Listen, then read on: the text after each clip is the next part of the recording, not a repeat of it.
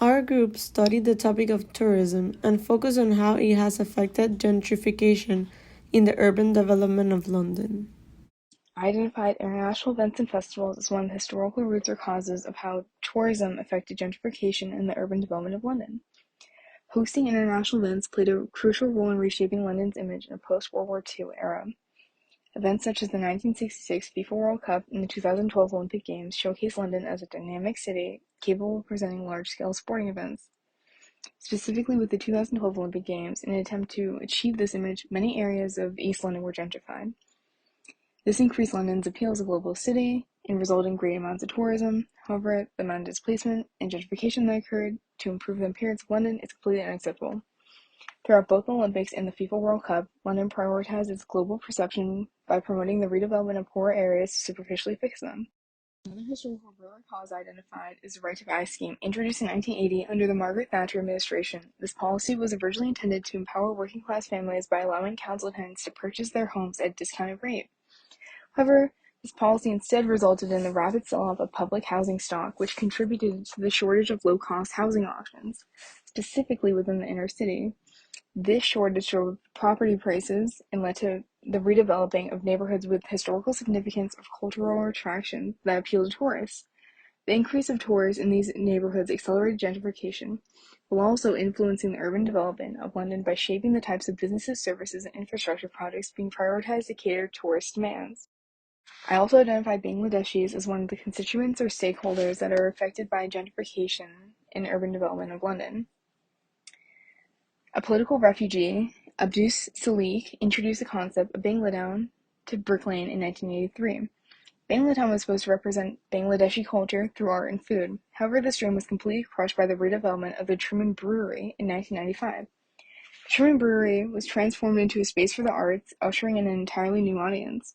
This new audience was predominantly not Bangladeshi, which completely altered the cultural landscape of Brick Lane, while simultaneously creating a demand for more hipster spaces within the area, which resulted in the eventual gentrification of Brick Lane. Another constituent or stakeholder identified is generally small business owners. The development of large chains within Brick Lane has caused the slow decline of small businesses. Aaron Mao, who owns the Chinese bakery, discusses the erasure of Brick Lane's cultural history with the introduction of more big-name brands. This highlights the importance of supporting independent businesses and the danger of gentrification. The restaurants and other cultural spaces that attract these tourists are simultaneously put at risk by their attention. The increasing property prices and rents make it difficult for many small business owners to afford to stay in the area. As more affluent individuals are drawn to the area, Brick Lane becomes more financially unstable for long-time community members to remain. So now we're going to analyze how the different backgrounds and experiences of stakeholders tie into how tourism affects urbanization. So first with stakeholders, since long-term residents and gentrifying districts are the ones who are the most affected by the changes of their neighborhoods, they frequently frame the issue in terms of maintaining the character of their community as well as guaranteeing affordability. Their concerns are centered around rising housing costs and cultural displacement, and they're putting themselves in opposition to unregulated development motivated by tourism that jeopardizes their sense of identity. Small business owners frame conversations around striking a balance between the need to preserve a welcoming environment for neighborhood companies and economic prospects, especially if they're from ethnic minority backgrounds like Bangladeshis. In order to maintain small businesses in the face of growing rents and competition from larger institutions, they must navigate the opportunities and challenges brought about by increased tourism in London. And in adopting this stance, they support locals' efforts to maintain the distinctive identity of their communities, all while maximizing the economic benefits that come with increased tourism. However, then we have local government and urban planners, and these individuals present themselves as development facilitators by framing the issue in terms of infrastructure upgrades and economic growth. While their stance entails striking a balance between these objectives and resolving the social and environmental issues brought out by locals and businesses, their framing highlights the potential advantages of tourism, such as job generation and investment. And although they might work to encourage inclusive and sustainable development, the interests of locals and small business owners may occasionally clash with their role as regulators and planners. tourists obviously will center the conversation around the benefits of tourism, presenting themselves as agents of both cultural and economic exchange. Their framing usually places them in support of ongoing tourism growth by emphasizing the advantages like money generation and job creation. However, such an attitude minimizes the detrimental effects of tourism, which are frequently highlighted by organizations that support the environment and culture, like excessive tourism and commodification of culture. By framing the problem in terms of environmental and cultural preservation, these organizations present themselves as advocates for ethical tourism, the defense of regional communities, and the preservation of historical monuments. For collective responses, we have the Bengali Housing Action Group and the Save Ridley Road campaign. In the 1970s, the Bengali families in Spitafield responded to the discrimination and racism in housing on the streets by forming a squatters movement and occupying empty homes. This evolved to a wider movement where the Black Power activists from Race and Today Anti-Racistic Collective decided to help the Bengali and form the Bengali Housing Action Group. This resulted that by the end of 1978, they received amnesty and the squatters received tenancies of their properties or they were rehoused. For the Ridley Road campaign, Ridley Road is a street market and cultural institution in London where locals and small businesses provide their services. The campaign, Save Ridley Road, is raising awareness since there is a plan to build 500 luxury residences where Ridley Road is located. This gentrification issue is affecting the small and local businesses. Along with the campaign, local communities are coming together and fighting for their community and their businesses.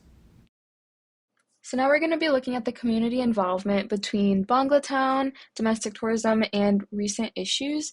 So first with Banglatown, the concentration of curry restaurants made Brick Lane the largest cluster of such establishments in Britain, earning it the title of the curry capital of Europe. This concentration created a vibrant culinary scene, attracting locals and tourists alike. It then became a cultural destination known for its wide variety of curry dishes, spices, and dining experiences. This transformation of Brick Lane reflects the multiculturalism and culinary diversity that are integral parts of British society and cuisine. And then we have some more recent issues such as COVID-19 and Brexit. So with COVID, the tourism industry is still grappling with the aftermath of the COVID-19 pandemic, facing a slower recovery compared to its state in 2019. One of the key challenges is exacerbating this situation is the increased debt burden on many tourism-related companies. This debt has accumulated due to a combination of factors such as reduced revenues during the pandemic, higher operational costs related to health and safety measures, and loans taken to survive the downturn. These financial constraints hinder the industry's ability to fully bounce back, impacting its overall health and stability.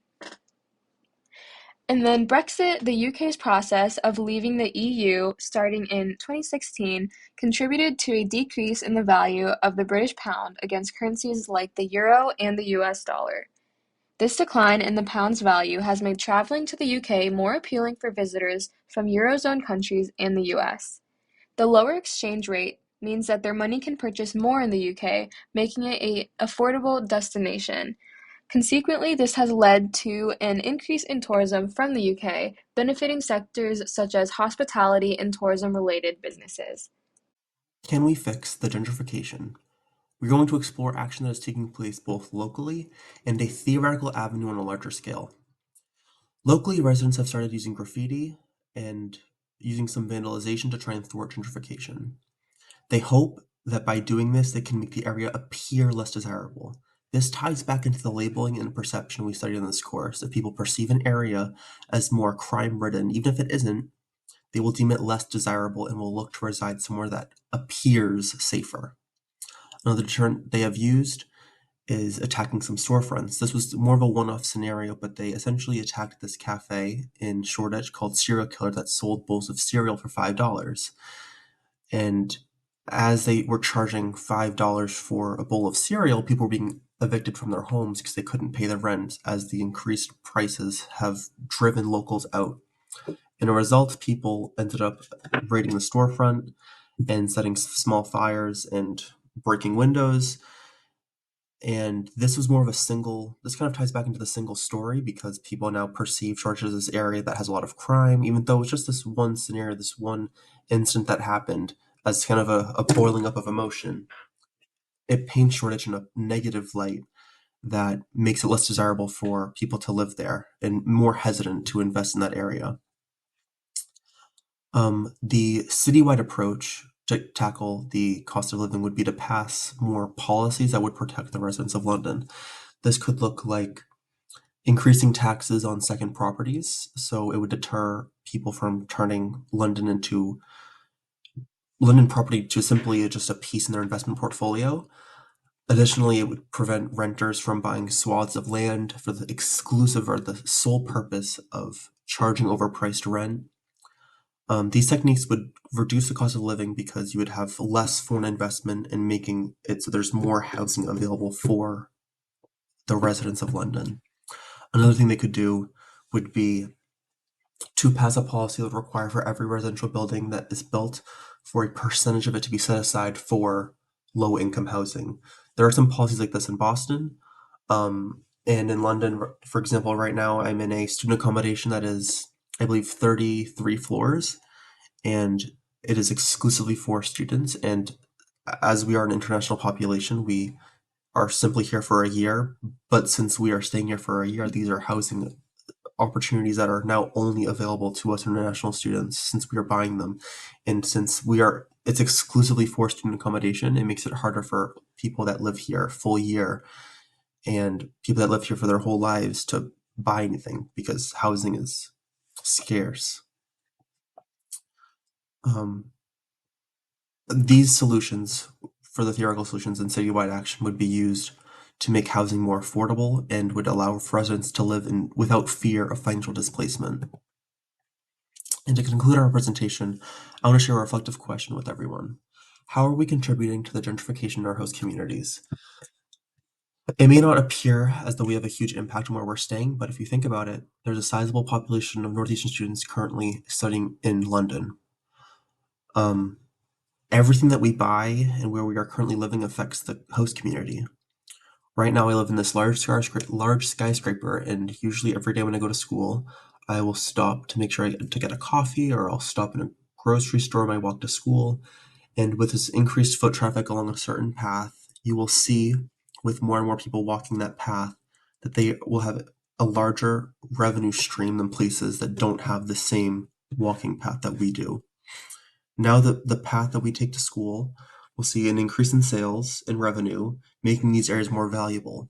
In turn, rent will increase, taxes will increase, and if these storefronts cannot continue to make enough money to pay for that rent, then they'll be forced to be removed.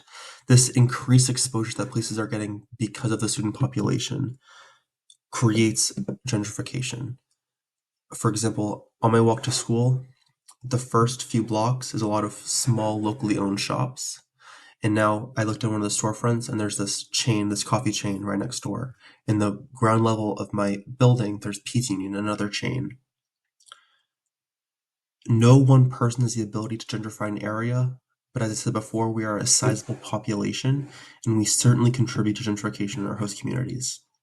We can try and thwart this by shopping locally and going to markets to give back to the local community that has hosted us, rather than shopping at large chains.